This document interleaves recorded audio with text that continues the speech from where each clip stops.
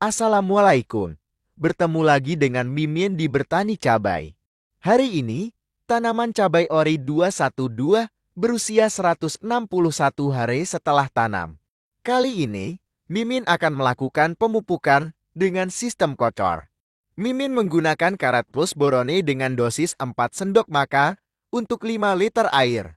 Karat plus borone merupakan sumber nitrat nitrogen, kalsium, dan boron yang larut air. Karat plus boroni berperan penting untuk pertumbuhan baru ujung-ujung akar dan titik tumbuh tanaman.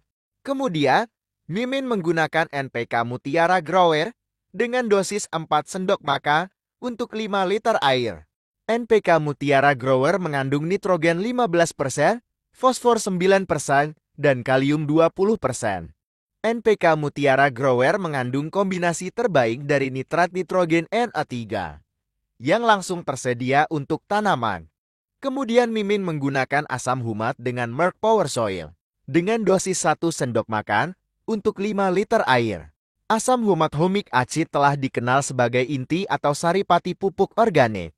Telah banyak penelitian dan pembuktian di lapangan bahwa pemberian asam humat pada tanah dapat memperbaiki kondisi tanah-tanah pertanian yang sering ditanami, sekaligus memberikan nutrisi dalam bentuk organik bagi tanaman. Asam humat juga berfungsi sebagai celat alami yang memudahkan unsur-unsur hara diserap dan dimanfaatkan oleh tanaman. Banyak penelitian menunjukkan bahwa penggunaan 1 kg humic acid memberikan efek yang setara dengan penggunaan 500 kg kompos konvensional. Untuk dosis pengocoran, Mimin menggunakan dosis 180 ml per lubang tanam. Kali ini, Mimin akan membahas tentang hormon, zat pengatur tumbuh, dan manfaatnya bagi tanaman.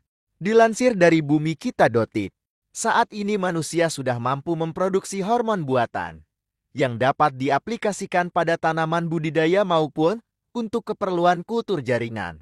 Diproduksi secara komersial untuk merekayasa perkembangan tanaman budidaya seperti yang kita inginkan.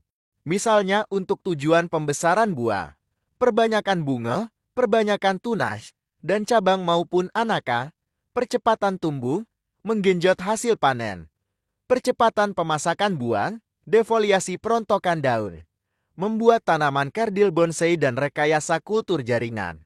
Hormon buatan ini disebut hormon sintetik atau lazim disebut zat pengatur tumbuh ZPT. Dalam praktiknya, seringkali ZPT sintetik buatan manusia lebih efektif atau lebih murah bila diaplikasikan untuk kepentingan usaha tani daripada ekstraksi fitohormon alami. Berikut adalah hormon etilena. Etilena merupakan hormon tanaman yang berwujud gas. Secara alami terdapat pada tanaman, pada bagian daun, buah, akar, dan batang. Selain terdapat secara alami, senyawa etilena juga dibuat oleh industri, salah satunya adalah asetilena atau karbit. Fungsi etilena sebagai berikut. Yang pertama, mempercepat pemasakan buah. Biasa digunakan pada melon, pepaya, dan pisang. Yang kedua, merangsang pembentukan bunga jika digabung dengan oksir.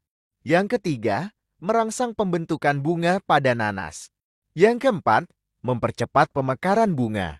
Yang kelima, menyebabkan pertumbuhan batang menjadi tebal dan juga kokoh.